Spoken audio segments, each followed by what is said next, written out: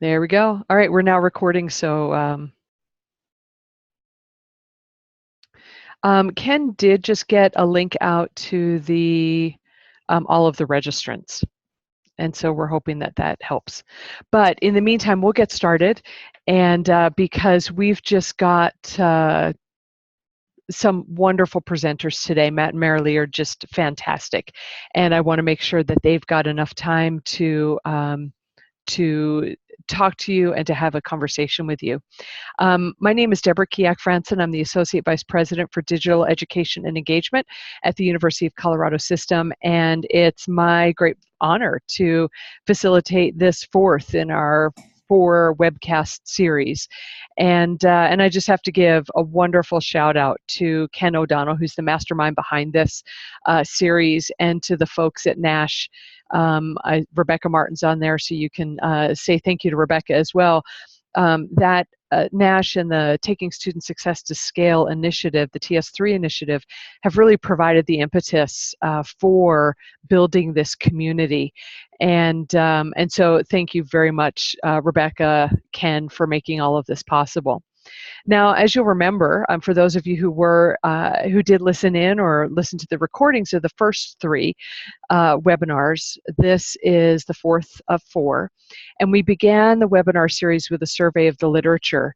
And as Ken might say, a clear-eyed and unsentimental look at how the research base might be strengthened.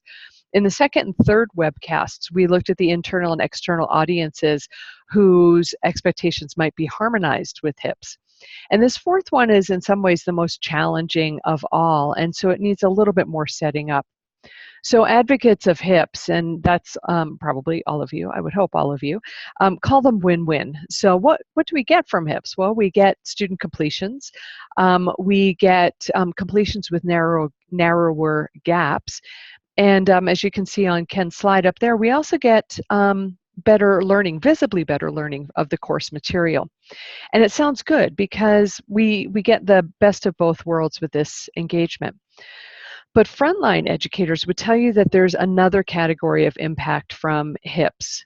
It's hard to explain it, but many of those frontline educators believe strongly that it might be the biggest benefit, this subtle one, but there's a profound shift in students, as if a light bulb went on inside, and suddenly we have a lifelong learner. We have a full participant in life after college, and probably most importantly, we have learners, students who understand that they shape their own experiences.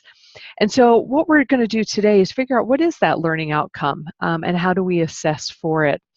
And so what we're hoping is that this, both the presentations by Marilee and by Matt, will outline the beginnings of an answer, and that combined with your questions, with a look at one particular program, and then a broader discussion of the underlying neuroscience behind that learning, behind that last little ineffable outcome of HIPS. So here's how the webcast works.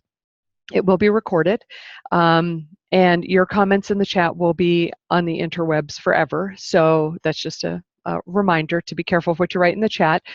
But I also encourage you, please, and especially since we've got such a low number today who managed to link in, please, please, please start to communicate with each other, exchange ideas in the chat, and most importantly, start to log your questions for Matt and Marilee in the chat, and I'll curate them. And during particular intermissions when you all have activities to do, I'll also be asking Matt and Marilee some of your questions for you. So what I'd like to do is introduce you to our speakers, or our speakers to you. So first we have Matthew Smith. He's the Director of Educational Partnerships at CSU Dominguez Hills. And in that role, he oversees 7 student success initiatives that are designed to improve educational and social outcomes for low-income and or first-generation students throughout the educational pipeline. Matthew is a first-generation college student himself and began working in education when he started coaching a high school basketball team while he was an undergraduate student. During his coaching tenure, he started a high school mentoring program for men of color that was designed to prepare young men for post-secondary success. Matthew is slated to earn his PhD in education from Claremont Graduate University in 2020. And Matt, I'll bet you anything you're going to get a lot of people volunteering to be the external member on your dissertation committee. And then we also have Marilee Bresciani Ludwig. She's a professor of post-secondary educational leadership at San Diego State University. Prior to that, she served as assistant vice president of institutional assessment at Texas A&M University and in a variety of student affairs, academic affairs, and alumni relations leadership roles at various types of institutions. Marilee remains indebted to the family who covered the remaining cost of her final year in undergraduate school when she fell short of paying for her last year of college on her own. Their words to hear years later, when she tried to repay them, invited her to pay it forward in multiple to the one she would serve in her career. And I think you'll see that she's been doing that as you hear her talk. And as such, Marilee is passionate about empowering those she serves to take advantage of opportunities to collaborate across division lines, using mindfulness-based inquiry practices, nonviolent communication, difficult conversation processes, compassion practices, restorative justice, and design thinking. I'm sure that you, like I have been just in speaking to the two of these wonderful colleagues, that you're going to really enjoy this, this session. And so what I'd like to do now is I'm going to stop the video and I'm going to have Matt start his. And Matt, you are all ready to jump in. All right, thank you very much. I'm excited to be here and be able to share with you about the work we've been doing with men of color at Cal State Dominguez Hills and how that connects with HIPS and how we've been assessing the work we're doing and some of the limitations and challenges when connecting that work to assessment and HIPS. And so thank you, Ken and Deborah, for having me here. Looking forward to this and to the conversation to follow. And so, as we mentioned, I'm here at Cal State Dominguez Hills, and as Director of Educational Partnerships, I oversee multiple programs, and one of those is our Male Success Alliance. And so I'll tell you a little bit about MSA, the work that we're doing here, and then I'm going to map that onto HIPS, talk about the challenges and assessment with that, and some of the outcomes that we have experienced up to this point.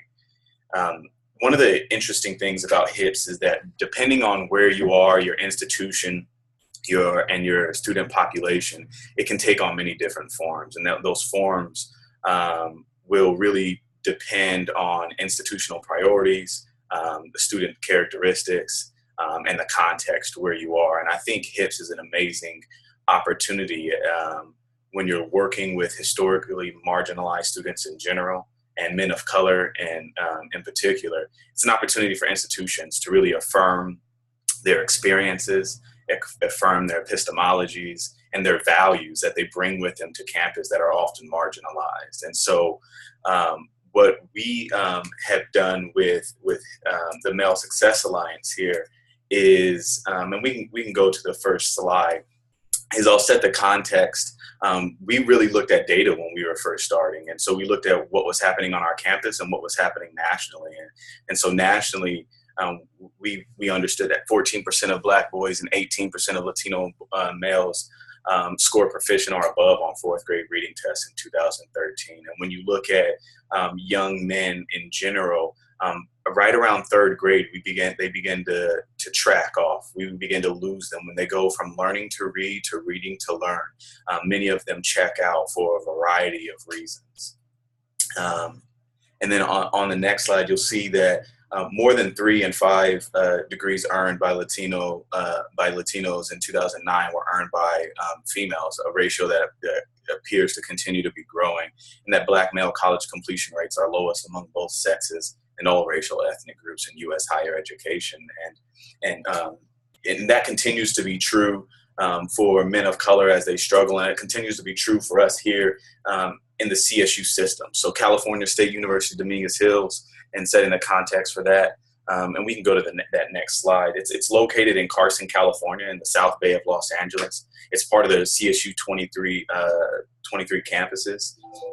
which is the largest, most diverse system in the United States, and it serves a largely our campus in particular serves a largely poor, diverse, and underprepared section of Los Angeles.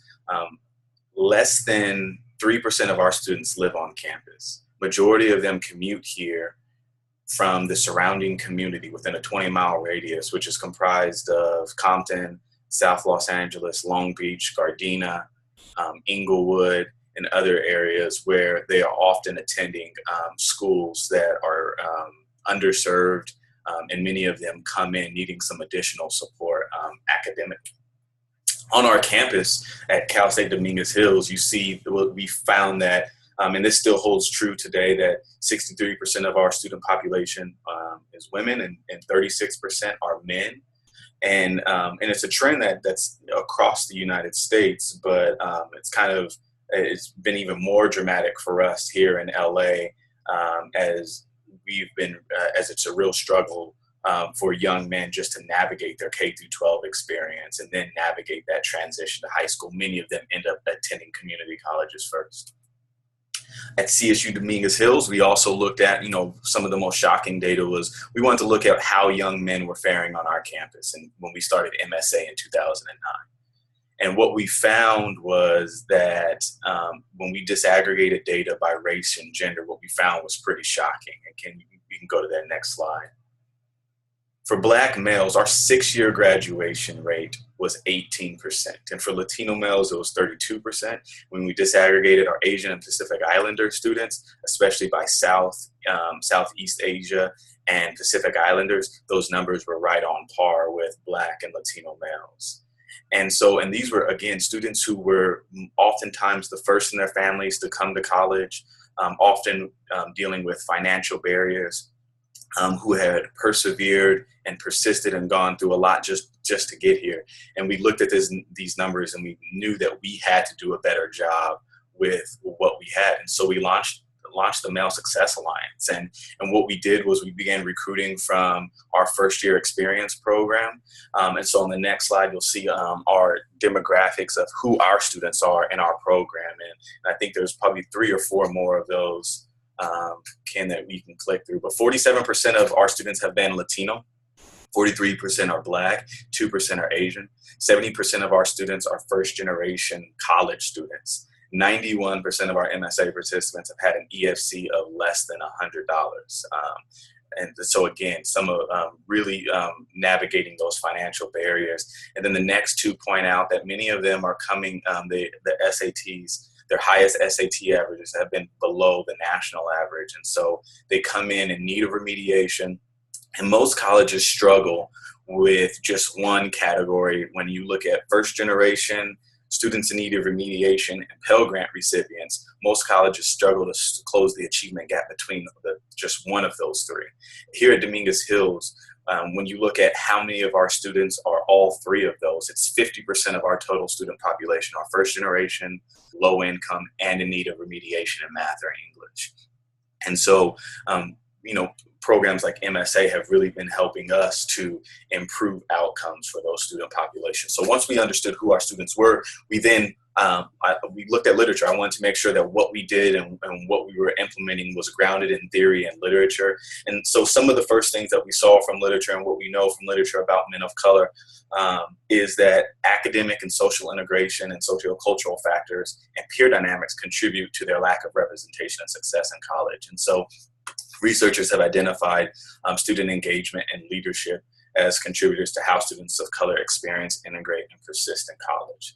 So we looked at theories that we thought would really work well for our students coming from the communities where they come from, that will help them persist and graduate and help their development while they were here on campus. And so 2 of the theories, just really quickly, that we really hold near and dear to our hearts. On the next slide, you'll see is Yoso's 2005 model of community cultural wealth and Laura Rendon's validation theory. And so Yoso's model of community cultural wealth really looks at what skills, experiences, and talents are students of color bringing with them from their communities and from their homes that aren't always affirmed and validated and acknowledged by educational institutions. and how do we build on those to enhance their success? And then how do we, in Rendon's case, how do we validate them as scholars? How do we validate them as adding to our knowledge and our learning community here on our campus? And so those are the backdrop of our program. The other critical piece of that is what Solorzano and Yoso define as the counter narrative on the and we can go to the next slide. And so this is the method of telling the stories of people who are often overlooked in the literature, and as a means by which to examine, critique, and counter majoritarian stories or master narratives composed about people of color. So for our young men who come from the communities where they are coming from, we often hear from them when we're working with them in middle school and high school that they don't believe that the young men we have on our campus really exist. They don't see a lot of those role models. They don't see a lot of young men who come from where they come from, walk the way they walk, talk the way they talk, going to college. And so part of what we wanted to do with MSA was really counter that master narrative about the lack of engagement, lack of achievement around men of color. And so that no longer will, for Black and Latino males, that they're in underachievement, disengagement, and attrition be the universal truth and the lens by which we see them. We often hear them referred to as an at-risk population, and we're pretty adamant as referring to our young men as being more at promise than they are at risk. Right? And so really seeing them for the promise that's there, speaking to that promise and speaking to that their experience, we believe is truly important. And so the mission of our organization of MSA, we wrote our mission statement with some of our student leaders here on campus. And so on our next slide, we have our mission statement, and it's to improve access, retention, and graduation rates of boys and men of color by providing academic support, professional development, and mentoring. The program aims to support college and career success of boys and men of color by utilizing a holistic approach to promote brotherhood and community through cultural awareness and identity development. And so when we started in 2009, we actually started and it was just about raising awareness. And for the sake of brevity, over the years, and by the time 2013 rolled around, we were the first institution to fully fund professional staff to begin working directly with men of color. From there, we established learning domains. Our learning domains are leadership, social justice, professional development, and personal development. And each learning domain has learning outcomes under it that we attempt to accomplish. And so the specific programs and services that we offer, on our next slide, you'll see a kind of a quick list of some of them. We have monthly meetings with our young men. We hire our young men to work in local middle schools and high schools. So they work for us as student assistants, and we have partnerships with some of our local middle schools and high schools where they go in, work with teachers and administrators to mentor young men of color in the community. We have faculty and staff mentors on campus. We provide them with scholarships. We take them each year. We take a group of them to conferences and retreats. The conferences are usually out of state. For many of them, it's the first time that they had gotten on a plane. And then we also provide various levels of academic support and leadership development. And then we also have that middle school through college initiative where our young men are working with local middle schools and high school students, really challenging them around what it means to be a man, challenging them and setting examples for them about the possibilities that are available to them. And so to map this program specifically onto HIPS, what does that look like for us? And as we were looking at high impact practices. And so when we look at high performance expectations, for example, we created a culture within, and this is a co-curricular program, so it's a bit different than what would happen traditionally inside of a classroom. But for example, last night, we just had our first meeting of the semester, and every year, I start out by putting forth challenges to our young men, setting the context for them, and that challenge usually includes academic performance goals that we want, on average, our students to meet. And so we have that, and the peer dynamics and the peer relationships then play a real critical role, because then they go and they set up study groups and they're working with each other and they have accountability partners throughout that. And so they're able to have real conversations around that. Interactions with faculty and peers on substantive matters and experiences with diversity. I'll kind of talk about these together. The example that I'll use will kind of cover both of these. So we have what we call our men's retreat.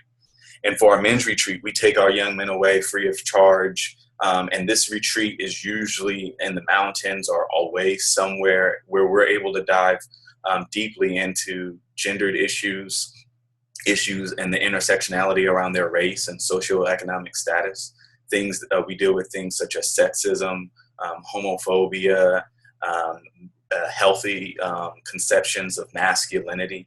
And the students are able to engage with faculty from across campus. We always have some of our school psychologists there as well and their peers, and they're able to really bond around issues and challenges that men do not often get an opportunity to discuss with anyone, let alone other men. And then lastly, opportunities to discover relevance of learning through real world application. This is a really important part, and we see this with our middle school and high school partnerships, where our students get an opportunity to go and apply what they're learning in the classroom, what they're learning from our training and from our program with young men in the local middle schools and high schools. And this summer, we're actually hoping to turn that into an actual service learning program where there'll be a classroom connected to that as well. And so that's just some of the ways where you see our program services and what we're doing that kind of maps onto some more of the traditional HIPs. And so assessment, which is an important part of how we are beginning to assess the work that we're doing. Recently, we worked with a consultant to do a long mixed method studies that consisted of surveys on Likert scale and open-ended questions, along with one-on-one interviews and focus groups interviews, so that we could understand what are the experiences of our young men in the program, and how are they learning and growing from the programs and services in the community that they're a part of. Our student assistants are now having e-portfolios where they document their learning and their growth throughout the academic year as our student assistants and as they're mentoring young men in the community. And then we also have observations and rubrics that we use for various functions such as public speaking or interview skills and different things that we will assess and evaluate. Where it becomes challenging is when we begin to look at moving beyond just some of the traditional cognitive learning that takes place with our young men. So the relationships that they're developed, us addressing some of the programs and services that we do in a critical lens where we're specifically addressing some of the gendered issues and racial issues that they're going through and that they're experiencing, and how that contributes to their well-being, to their emotional and psychological well-being, to their relationships, how we're able to help our students build relationships in such a strong community across differences. Again, being in South LA, we have specifically in terms of Black and Latino males, the communities where they come from, those are not often relationships. You often don't refer to the other person as brother or as someone who you kind of walk through life with.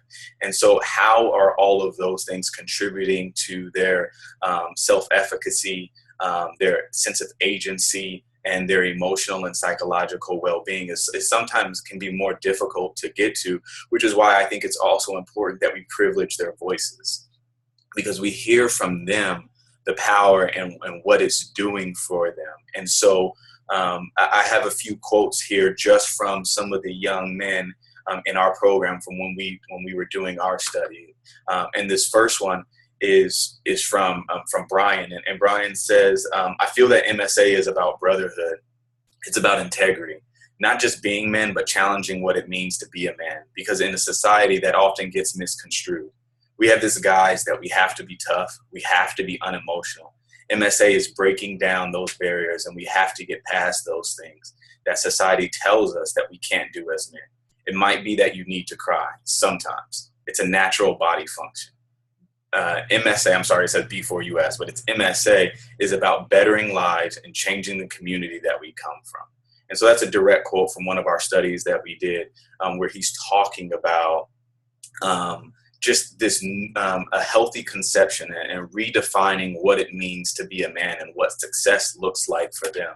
And in the next one, Jamil, he really kind of speaks to this idea that we have to Some of the student involvement and student engagement theories often are critiqued for their assimilation framework. Whereas here, Jamil talks about, stated, besides my girlfriend, I didn't think that other people were going to be there, but I have people here. These people didn't replace my family, they became my family. And so this connection that we have the ability to build bridges between the academy and the community so that learning can take place on both sides, both with the students and then also with us, and understanding how we can affirm them, how we can learn from them and those experiences, which is extremely critical for us. And then lastly, Jose is speaking to community and the significant role that community played for him. I think it's also showing them their voice. And here he's speaking to the middle school and high school students and the other students in our college program, showing them that they have the ability to cultivate their future. Also showing them that through the differences and diversity that they have among the students, they have power in that. I think that's the most important thing, allowing them to see their voice and allowing them to see their efforts matter. And that has impact. That has the impact on the community. And so he's speaking to that important role that they get to see their voices and seeing that affirmed and validated in the collegiate experience, and that impact and how that learning and growth impacts them personally and the community as well. And so lastly, one of our findings was around the sense of belonging. And we can go to the next one. 79% of our students stated that MSA played a vital role in their sense of belonging on campus. The contributions of MSA to their sense of belonging was measured across 6 questions regarding how MSA helps students adjust to college, connect with faculty and staff, access information, and connect with the group, and support involvement in other activities in addition to the need for MSA on campus. And so they spoke to how important it was, this sense of belonging. And we know that's a critical factor in how men of color are retained and graduate from college. And so here we found that men of color, specifically our African-American students in MSA, have a higher GPA than African-American students of a comparison group that are not in MSA, and that they had a 90% combined first-year retention rate compared with 67% for non-MSA members. And so it speaks to some of the outcomes that we are getting, but the need to really still further understand some of those other gains that are more difficult for us to understand and aren't necessarily traditional ways of assessment and evaluation that we tend to look at in order to understand the impact that initiatives, that high impact practice coupled with our knowledge of particular student subpopulations can bring for them. Great. Thank you so much, Matt. And if you could just stay on for a minute, because I'd like to see your reaction to what people put in the chat next. So I just have to say that what you're doing takes my breath away. And it just reminds me that we need to acknowledge that we've failed large swaths of our population. We have failed children, young men of color. And I think what you're doing offers a way to begin to rectify that. And that's why I honor and respect everything that you're doing. For me, it's a call to action. And yet I know that there are people out there who would resist this call to action. So here comes that question we talked about yesterday. This is for the viewing audience at home. We know that there are naysayers out there. We know that there are people on our own campuses, well-intentioned though they are, who would resist programs like Matt's and programs, and there were other examples of those popping up in the chat.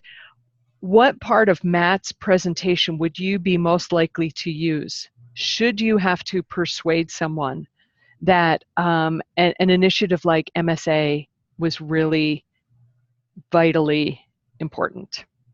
So let's see what you have to say to that, and then we'll have Matt respond to it, because he wants to know if you have different ideas than what he does. So again, the question is, what part of Matt's presentation would you use to persuade someone who might argue against an initiative like MSA? Look at the data. Look at the institutional goals vis-a-vis equity and access. Elise would use the rubrics, learning outcomes and research.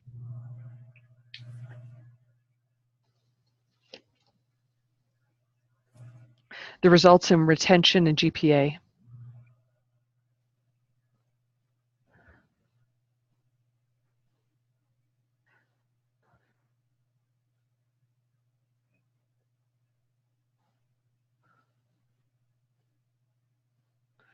Matt, any responses there that?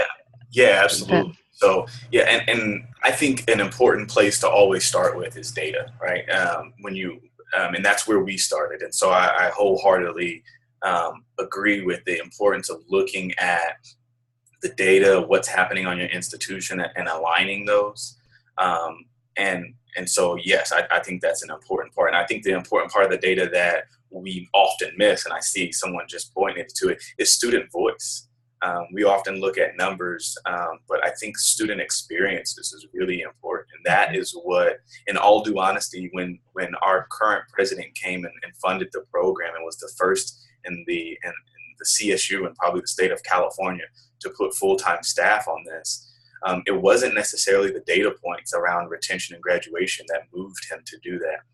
He saw with his own eyes and heard with his own ears the experiences and the growth and the development of young men that what they were experiencing with our 10% other in our job descriptions. And he knew that we could do more both for the campus community and our local community with more effort, and that they needed to be a priority if we say this is an important issue. And so including student voice is a critical aspect of that. That's great. So I'm actually curating a lot of the questions, but I wanted to give a heads up. And this is, and Matt and Marilee, you can nix this idea privately in the chat if you want. But since we have a small group today, after Marilee's presentation, we may open it up and just try a seminar style where I can unmute people when they raise their hands and you can interact directly with them. So it's a little different than what we've done before, but I think it makes good use of the technology and the small group. So this is a warning out to all of you in TV land to brush your hair and get ready to go on camera. So we'll be doing that after Marilee's presentation. So thank you, Matt. I'm going to stop my video and mute now, and we're going to turn it over to Marilee. Okie doke. Ken, are you ready with the slides? Ken is behind the scene moving the slides. I'm honored to be here with you all. Matt, thank you so much. I love what you are doing. And my hope is to build on that. Go ahead, Ken. Should I do this or just say go ahead? Okay.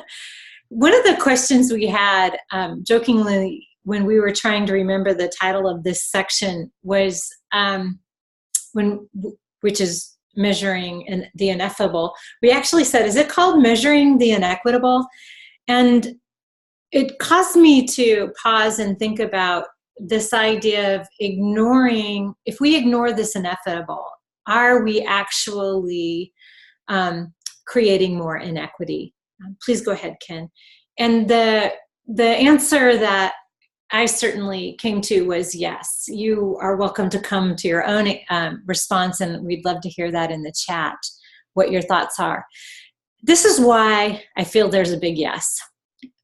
So what I'm about to do right now is give the neuroscience that goes underneath this individual lived experience and how we need to bring those narratives forward to, as Daniel's work, Salazarno's work, and Yasso's work talks about the counter narrative. The idea here is that we have constructed higher education, right, because we've massified it to try to make it accessible, readily available. And as Matt said, all right, so it's one thing to make it quote unquote accessible. It's another thing to make sure that students have an equitable experience. When I first entered higher education, we talked about this as equal, and the idea was that same is not equal. Same is not equal. But how do we know? This is a tough dialogue. How do we know what to provide, and why would we provide it? And how do we stay away from a deficit-minded thinking? Well, neuroscience tells us at the top of this chart that every human being is obviously an individual. There's immense neurodiversity, and that environmental influences and individual choice are actually influencing the body chemistry. And that obviously makes a big difference on how well we can access learning and development opportunities. How well we can access learning and development opportunities. Matt spoke to this. So we have all these individual human beings having individual experiences. All of you, 13 plus people logged in, are having very individual experiences of this moment in time, and it's all true for you. The challenge is, how do we massify education in a way that provides opportunities for all of those that Matt showed us we've been ignoring, systematically ignoring. The other part of the ineffable is that if you move down to neurocognitive skills, is that we've artificially separated developmental skills from cognitive skills. What? And the idea is we put them in buckets, and we've organized ourselves around that.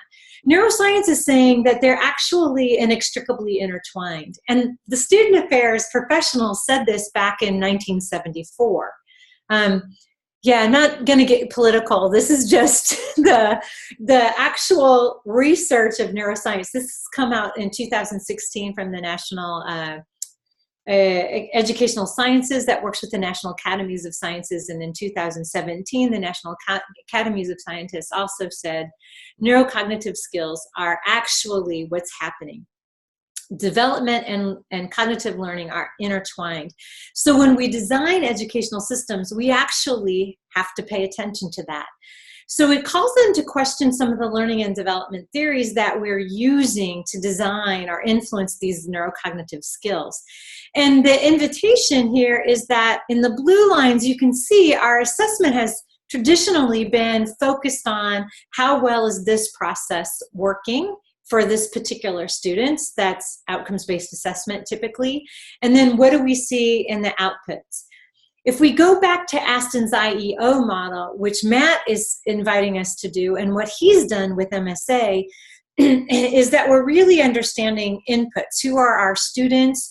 How do we develop like pathways, pipelines, to integrate the cognitive and the developmental so that we can influence these outcomes that you are all commenting that are very important. The challenge here is that what we're also doing is trying to cultivate awareness, not only in the individual student of how they're interacting with the learning and development opportunity that we've designed for them, but us organizationally to become what Sengi calls a learning organization and really understand who are these systematically designed opportunities working for and who are they not working for. Next slide, please, Ken. The challenge is what we're experiencing in learning and development is that the brain will not differentiate between stressors. So if a stressor for students' learning and continued engagement is no one here looks like me, or if a stressor is this idea just countered everything I was told to believe, the brain will not differentiate. And what happens is the amygdala, which is known for fight, flight, freeze, and fornicate, hijacks executive functions, analytical reasoning, decision-making, and prioritizing decisions, among other functions of that part of the brain. So next slide, please. If we aren't actually providing opportunities to help our students regulate these emotions, then we are hindering learning and development. Now, how do we do that? Well, it's difficult because each individual student is having an individual experience of the massified process that we provided them. So what can we do to start cultivating awareness of what their own threats or triggers are that will, in essence, really activate this emotional experience and hijack their ability to learn? So what we do understand also from neuroscience is that the process of emotional regulation involves cognition. It involves awareness of what's happening, what these emotions are, what's triggering them, doing some inquiry into that, and beginning to rationalize. The challenge is we haven't really taught students how to soothe that emotional reactivity. And what's further challenging is that in the adolescent brain, which depending on which body of research you're looking at, it could be ages 10 to 22, ages 13 to 25, this regulation system is already wonky in a typically adolescent developing brain. And what I mean by that is adolescents are already privileging the emotional part of the brain. I know that's no surprise to you. The challenge, the extra challenge is, even if they know the right thing to do is to go to supplemental instruction or to see a tutor or to check in with their advisor, the emotional reactivity is so intense that they are not able to do what they know cognitively they should do. So this regulation process, this, next slide please, Ken, this ability to actually take these developmental outcomes that we've sort of siloed away and integrate them back into an understanding of learning and development for the student and for us is imperative if we're going to make gains, either gains in equity or these equity gaps, and even knowing where to put our resources to improve or continually improving that which we already have data for that exists. Next, please. So we mentioned already that our challenges in the design of our education, and I'm aware of the Pathways Project and some other projects that are seeking to integrate the experience of the student. But most of the time, neuroscientists are telling us that if we want to put learning into two buckets, it would be this executive functions, and I'll unpack that in a moment, which involves knowing where our attention is, being able to redirect it on demand. It involves being able to recognize what emotions, the triggers of those emotions, regulating those emotions so I can stay in my positive goal-oriented behavior. And then there's this crystallized intelligence. This is the stuff, the knowledge pieces, like the stuff that we have to know. If you want to be a good engineer, it's great if you have great executive functions that you've developed, but you also have to know all of the stuff that comes with being an engineer. So with the dialogue around growth mindset that was happening in the chat room and Men of Promise, this is really an integration of executive functions and crystallized intelligence. You know, Carol Dweck has said repeatedly, growth mindset is not an outcome. Growth mindset is the process of continually paying attention, attention regulation, to what is derailing you. And when you think you've got something, emotion regulation, to really challenge yourself to look again, what am I missing? Next slide, please. So when we see that these aspects of being able to access crystallized intelligence are, we're not paying the attention to them like we are being invited to pay attention to them from employers, from the National Academy of Sciences just put out a lot of work on inter and intrapersonal characteristics and how those need to be better cultivated in educational systems. Those are happening, if you will, on this sort of side that we've paid less attention to. Programs like MATS, like the Male Success Alliance, are working to integrate that. You heard that time and time again. We're working to integrate the individual lived experience using Yasso's capital of wealth, but also using Laura Rendon's validation theory, where we're validating this lived experience as a scholarly pathway. Next slide, please. Okay, so what does this have to do with hips? Next slide, please. Well, you already heard Matt talk about the alignment of what they are doing. So in essence, he is deconceptualizing these HIP characteristics into actual strategies that cultivate our ability to achieve these high impact practices, that we also have a body of research says that if we do this, we're more likely to reach student success, persistence, degree attainment, employability. You also heard Matt say what's missing is really more intentional dialogue about the role of integration around identity and these psychological and emotional interactions that students have with their lived experiences when they come onto campuses. These quotes are first-person, direct self-report of experience. And by the way, the reason that we know all this neuroscience is obviously because we have imaging of the brain and what's happening during functional learning tasks. We have the behavior of watching the functional learning a task, right? We have that in education. We load those into e-portfolios often, sometimes not. But we've deprivileged these first-person direct reports as what is your experience. Now, part of the reason we've de-emphasized them is the way we ask the questions. Are you satisfied? That's not useful. What's useful more is the kinds of questions that Matt and his team are asking, is when they ask about the experience of this opportunity that you've provided, what is your experience?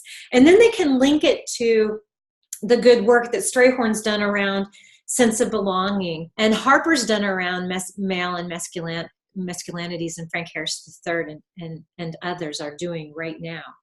So next slide, please. So one of the invitations that we're doing with the ineffable is challenging ourselves to deconceptualize what the ineffable is. And in that dialogue, we find out that it means something very different to different people. So does equity. Right? So if we look in the left column, the green column, and we look at the HIP characteristics that's published by AAC&U, you can read these down. But what I was interested in doing is how well do these characteristics map onto the past 25 years of cognitive neuroscience research, social neuroscience research, and emotional neuroscience research. And again, what we see is the researchers are, at this point in time, in 2016 at least, saying, no, there's some crystallized intelligence where we can assess and we can get that. We seem to have that down. But there's this other part of learning that's creating these equity gaps, that's creating opportunities for our youth to complete their educational experiences. So we need to examine that and deconceptualize that even more. That's what that 2017 report that came from the National Academy of Sciences said. Hey, y'all, you got to get more serious about these executive functions and integrate them with crystallized intelligence to the extent that you can. So how do we do that? Well, we do that with courses. They're delivering crystallized intelligence. They're also working on working memory, the ability to recall facts, put them in place in applied learning. They're working on cognitive flexibility, the ability to look at things differently and ask questions. And the cognitive perspective taking, and this is the part that Matt's talking about, it's integrating who am I, how have I lived my life so far, and how is that influencing how I see this? Who am I? How have I lived my life so far? And how is that influencing how I see this? The other part is inhibitory control. And this is huge again for adolescents because we've already spoken that adolescent brain development researchers have concluded without a doubt that the adolescent brain is wonky. It's, and I don't mean that from a sense of, it's that way because neurologically, chemically, genetically, it's going through massive changes of expansion of neural pathways and contraction, neural pruning. So if we're not really helping our students pay attention to emotions, what they'll do is start to develop a brain that just consistently privilege emotion over and triggers, emotional triggers, and the reactivity of that trigger, and therefore they won't be able to access learning, the opportunities we provide for them for learning. Remember that the typically developing adolescent brain will do the wrong thing even though they know and have been taught the right thing. And the reason for that is that we have along the way out of our education system pulled out the very things that teach them how to pay attention on demand. The attention is wandering. I mean, many of you probably, your attention is wandered. Are you able to pull it back to where you want to on demand? We've probably shared some things that are emotional triggers for you. What has that done with your ability to keep your attention on this webinar and access working memory of other things that you know, and access the ability to stay with the cognitive flexibility? Yeah, this is something different. What meaning do I want to make out of it? Now, we do know some things about methodologies to cultivate, and that's the courses, the high impact practices, the Male Success Alliance, and what my work is in is mindful compassion training. So next slide, please. Ken, thank you. And so the idea here is what we're trying to do is in the executive function part of the brain, how again do we deconceptualize this? What does this mean for a classroom? So if we look at unpacking mindfulness, secular mindfulness, and we can see where is this cultivating attention regulation. In the small box you probably can't read very well, or in the black print to whatever to the right of that, I guess, is the actual exercises that we use to cultivate attention regulation. The next box down is emotion and cognitive regulation, cognitive flexibility, and cognitive perspective taking. These are practices that have been around for centuries, have existed in many cultures. We've just had to desecularize them to make them accessible for all students. And in the next slide, please. And how we know this is happening, again, neuroimaging, but that's not feasible in classroom setting. Physiological markers, that's not feasible in classroom settings.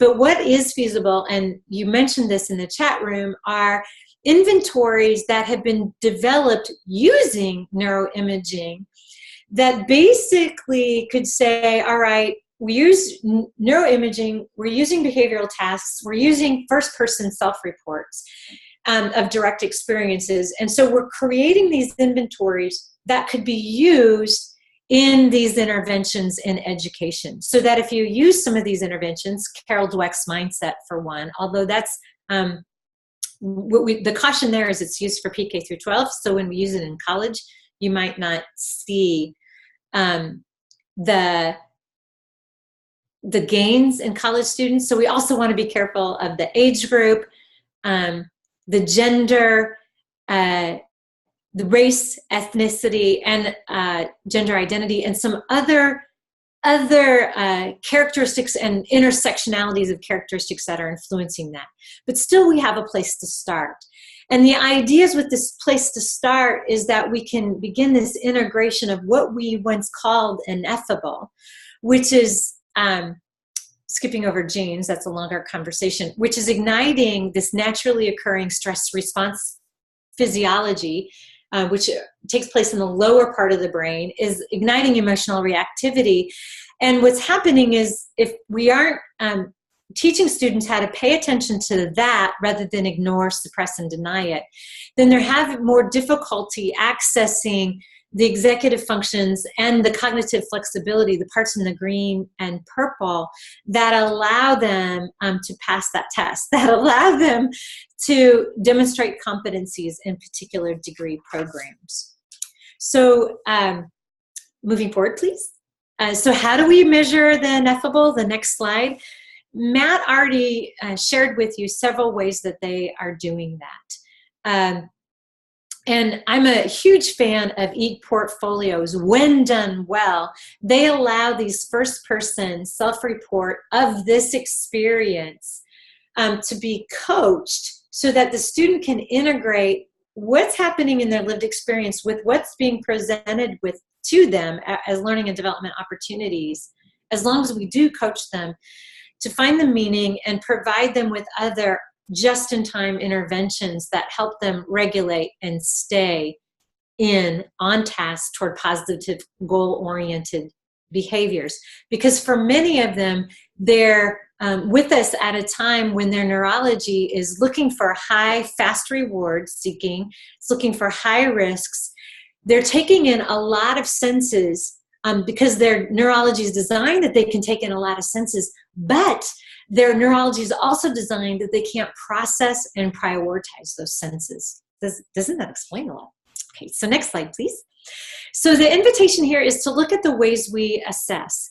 So certainly we're keeping our current methods, our tests, our surveys, our observations, although I would invite us to re-examine our surveys, re-examine how we do students' observations of teaching, and actually start getting more into these first-person experiences where they have to really examine the way they experience as it relates to the opportunity that they were provided, rather than critiquing the opportunity they were provided.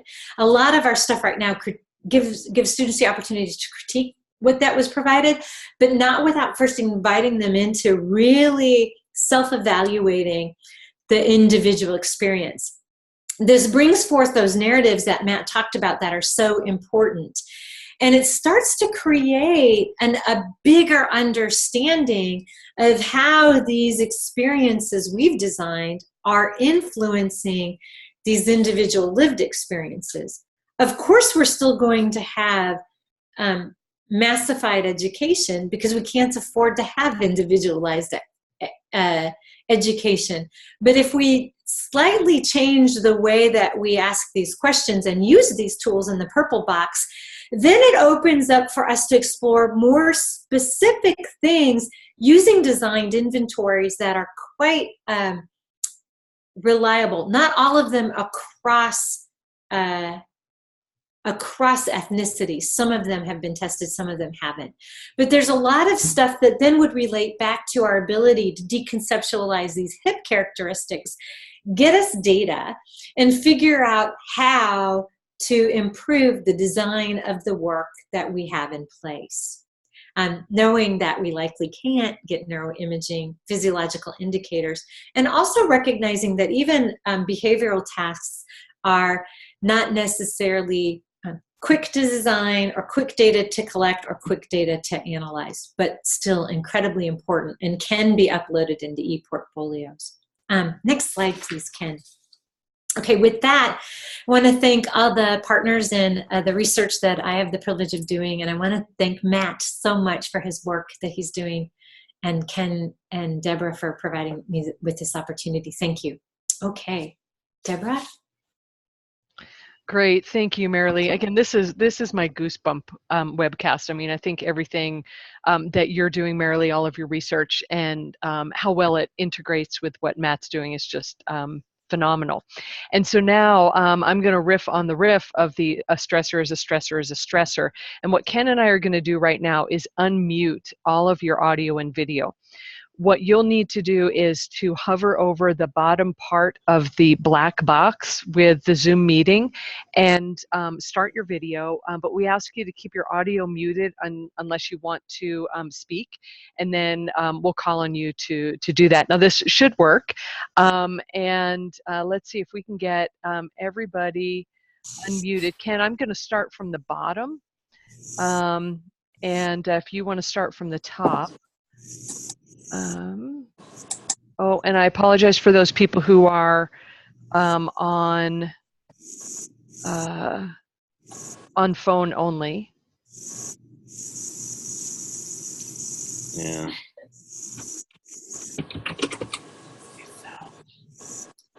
And this will take just a second, sorry. Wish there were an easier way to do this. Well, Carolyn's a brave soul. She's got her. Oh, and there's Tim. Yes. Hey, Tim. Should we start it? Thanks, folks.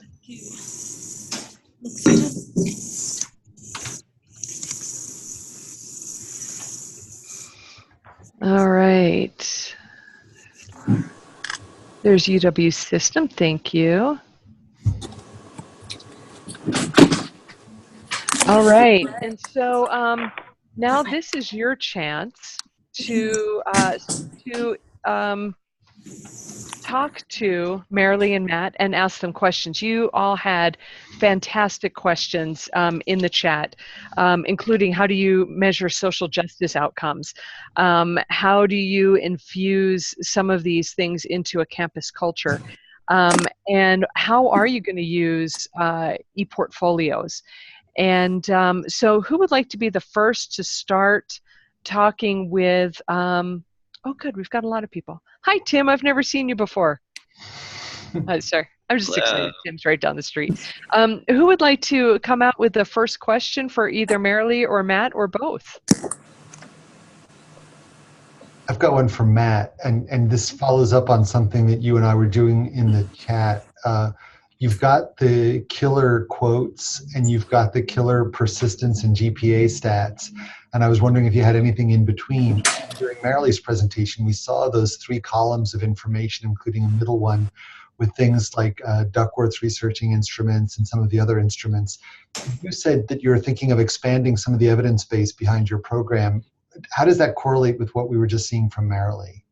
Yeah, that's a great question. We've actually been working, so this summer was kind of our first time, probably since the inception, for us to sit down and kind of revisit mission, learning outcomes, goals, and how we're collecting data and what data we're collecting. And so I've been working with a consultant now to where we are implementing we'll be creating these, using these instruments to begin to measure stuff like self-determination,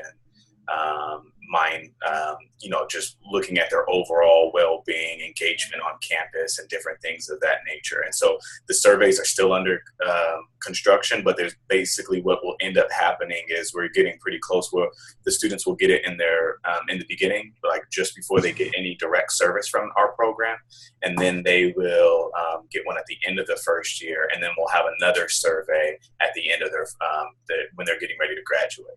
That they'll be able to take out. So we'll implement in those surveys, and we'll use different instruments to measure some of those different things that we've highlighted. Great, thank you. Other questions? I know Suni said that they would be brave by audio, but there were too many to pop up on video. Does anyone else have other questions, or should I pull from the chat? Suni's here. We did want an answer to the question for Matthew of how is this, if it is, being embedded into the rest of the campus culture? Has you seen a shift happen yet? And can you describe that? Yeah, I think our last frontier is probably becoming more embedded in what's happening in academic affairs. But in terms of the overall culture of the campus, there's definitely been a shift since we've begun. So I'll start more on a campus-wide context. One of the things that has worked really well is that our president and senior level administrators have led the charge in terms of validating the importance of this program. And so it's spoken about in a president's convocation address or commencement address, and like our vice president of advancement has tapped one of their grant writers to begin work that has worked with us to go after money. Our alumni office works closely with us as well.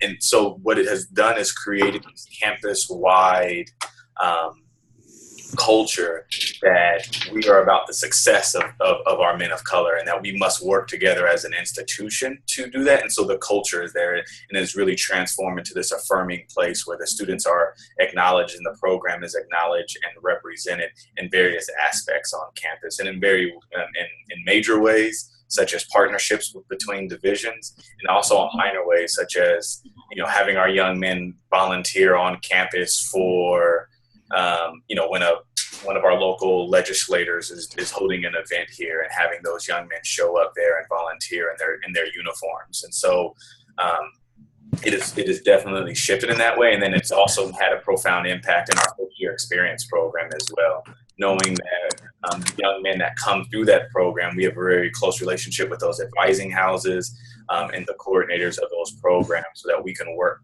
closely with them to provide some additional support and insight for our students. Great. Thank you. And then I've got a question for Marilee, and you've started to answer it in the chat already, and it's about journaling. And really, so, and I was struck by your second comment.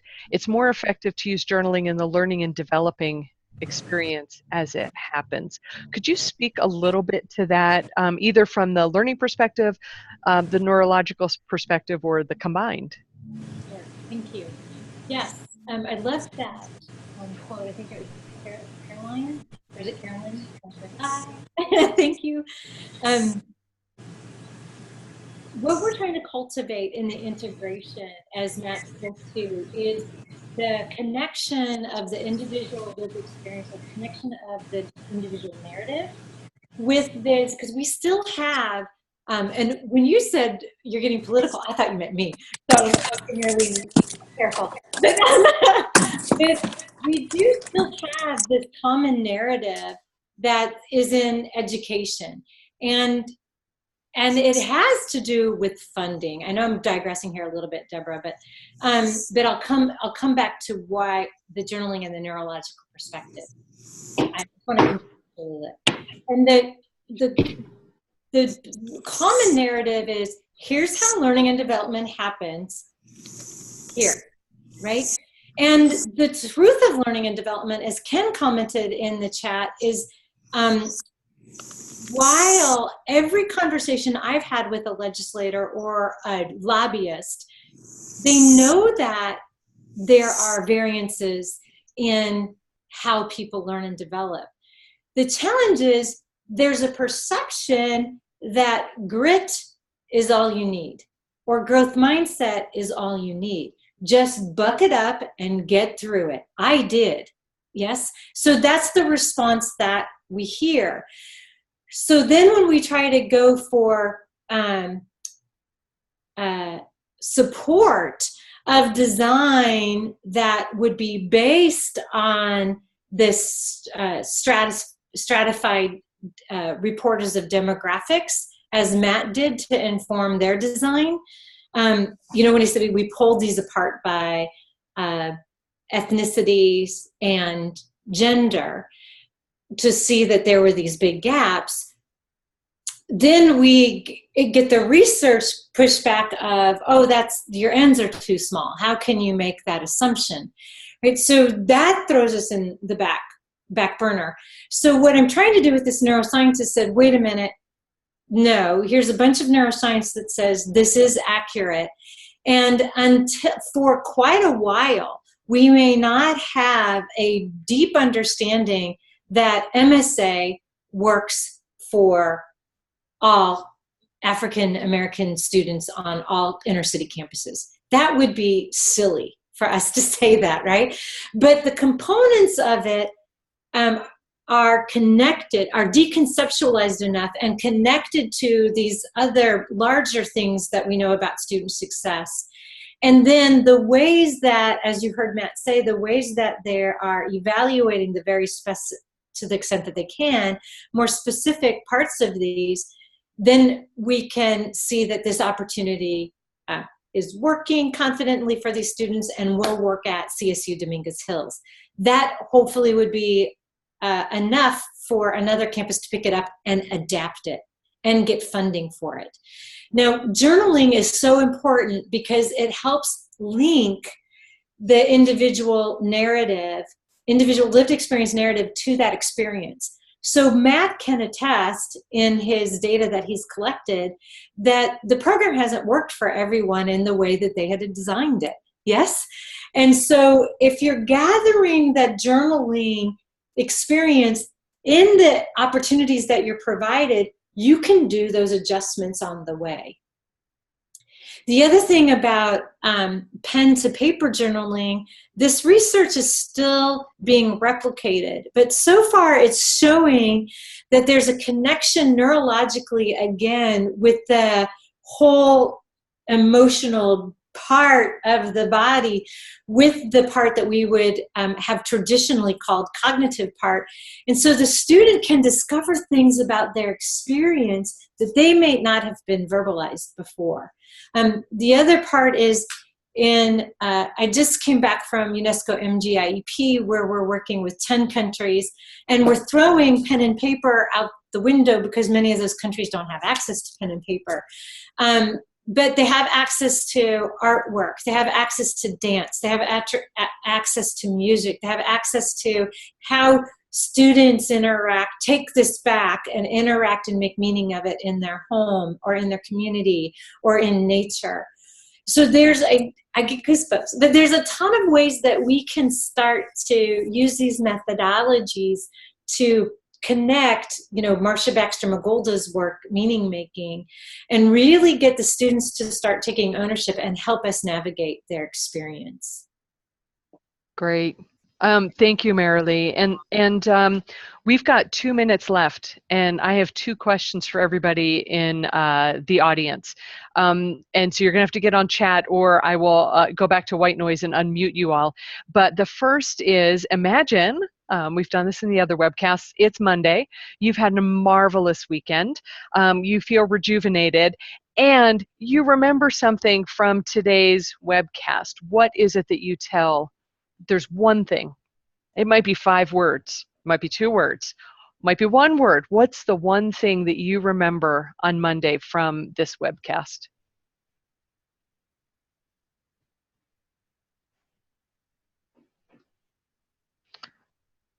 Keep learning. The traditional conceptions of learning are the tip of an iceberg. Excellent. And for me, again, it's just goosebumps. Yes, being careful of the equivalence between the ineffable and the inequitable. Equitable experiences. Excellent. High touch works. Indeed, it does.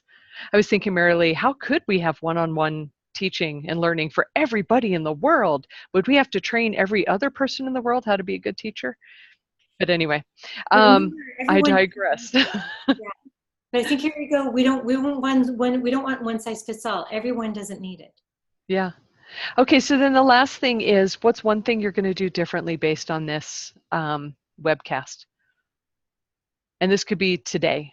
You still have on the East Coast 2 hours and 45 minutes. West Coast, you've got loads of time.